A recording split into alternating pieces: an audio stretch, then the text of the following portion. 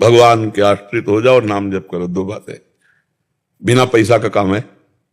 भगवान के अंदर से आश्रित हो जाओ और नाम जप करो। इस जन्म में निश्चित भगवत प्राप्ति अकाट्य विनिश्चितम बदामिते नान्यथा वचांस में हरिम भजन्ते नरा भवसागर तरंते थे। खूब नाम जप करो और अंदर से भगवान के आश्रित हो जाओ। 1 रुपया नहीं लगा, भगवत प्राप्ति हो गई। किसका प्रश्न है? अंदर से भगवान के आश्रित हो जाओ, नाम जप करो, बिल्कुल सरल भाषा में।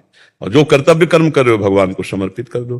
बार बार शास्त्रों में वही बात आती है। अगर आज सत्संग जो सुना हो, भगवान पृथु जी अपनी प्रजा को समझा रहे हैं, शनकादि जी महाराज पृथु को उपदेश कर रहे हैं। सर्वलोक महेश्वर भगवान श्री हरि का निरंतर भजन, किसी की निंदा ना करना, सहज में भगवत प्राप्ति हो जाएगी।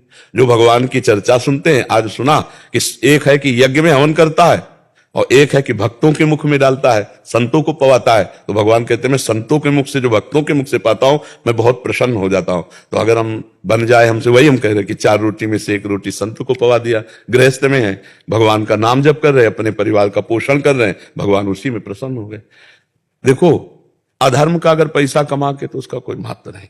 और धर्म से अगर 1 रुपया दे दिए ना, और 1 रुपया का नमक ला करके दाल में डाल दिया गया, तो सैकड़ों संत पाए ना, सैकड़ों संत सेवा हो गई 1 रुपया में। 1 रुपया में बढ़िया सेवा हो गई।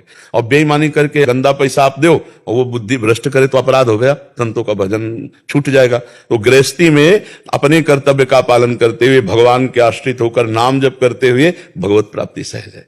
ये हम सब शास्त्रों की बात कह रहे हैं। भगवान की प्राप्ति के लिए इस जन्म में हमारा आखिरी जन्म हो, हर श्वास नाम जप करो और हृदय से भगवान के आश्रित हो जाओ, हो गया काम। अब फिर जीना है तो फिर कथा भागवत सब बिल्कुल सार बात है। राधा राधा राधा राधा और हे लाडली जो मैं आपकी, इसी से भगवत प्राप्ति हो जाएगी। भगवान संबंध देखते। एक जगन्नाथ जी के सेवक थे जो अंग सेवी, और वो गलत संग से वैश्यागामी हो गए, वैश्या का संसर्ग करने लगे। तो आपस में सब जितने पार्षद थे सब एकत्रित हुए और उनको बुलाया और कहा या तो जगन्नाथ जी को पकड़ो, वैश्या छोड़ो, और या जगन्नाथ जी को छोड़ो, वैश्या के पास जाओ। दोनों एक साथ नहीं हो सकते। उन्होंने कहा जगन्नाथ जी को हम छोड़ देते हैं। तो भगवान की लीला ऐसी।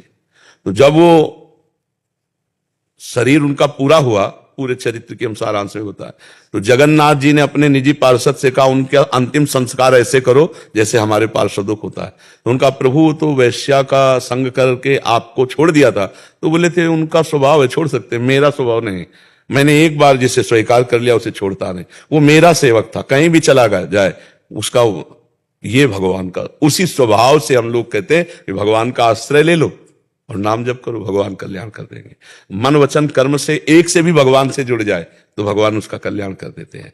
अजामिल ने अपने पुत्र के बहाने नारायण बुलाया तो भगवत प्राप्ति हो गई। हम जानबूझकर नारायण नारायण बुलाएंगे तो भगवत प्राप्ति नहीं हो जाएगी। राम राम हरि हरि हरि तो और सब मंगल होने लगता है। भगवान का नाम जप करने से सब मंगल, सब कुछ सहने की सामर्थ्य आ जाती है। भगवान से जुड़ना मंगल भवन